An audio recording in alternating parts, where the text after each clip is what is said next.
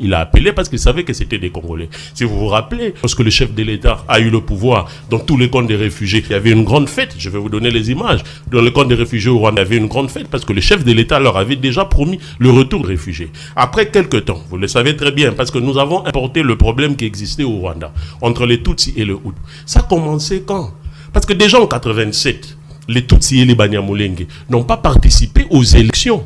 Kagame n'était pas président de la République. En 1990, lors de la conférence nationale souveraine, les Banyamulenge étaient chassés de la conférence nationale souveraine. Kagame n'était pas au pouvoir. Et cette affaire de discrimination a commencé même depuis 62. Depuis 62-63. C'est le problème où ça a commencé. Kagame était encore bébé dans le camp des réfugiés. Nous continuons. Lorsque l'opération turquoise a eu à apparaître en 94, les Hutus génocidaires sont entrés avec armes et munitions. Etienne Tshisekedi l'avait dit, il fallait qu'on les renvoie selon la loi internationale à plus de 150 km de la frontière. Ils n'ont jamais été là. Beaucoup étaient au niveau du camp de réfugiés de Mugunga. Et avec des armes et munitions, considérées déjà comme une menace. C'est pour cela qu'automatiquement, M. Paul Kagame avait réagi. Je n'aimerais pas entrer dans ces détails-là. Et ça a commencé à partir du RCD. C'était les mêmes revendications. Même le MLC a pris les mêmes revendications pour les EMA dans les niveaux de l'Ituri. Vous ne parlez pas de ça. Et pourtant, même Jean-Pierre Bemba est là. Il connaît très bien cette histoire.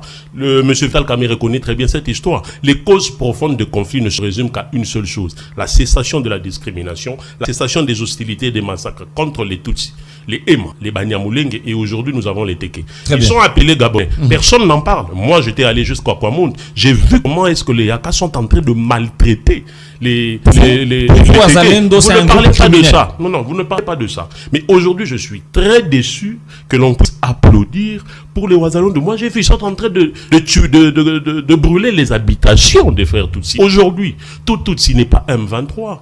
Tout Tutsi n'est pas rwandais. Il y a des Tutsis congolais. Mais quand vous voyez une personne avec une morphologie, entre guillemets, Tutsi, vous dites que c'est un Rwandais. Non, il faut faire la part des choses. Très bien. Si les Wazalendo sont là pour le M23, et nous leur avons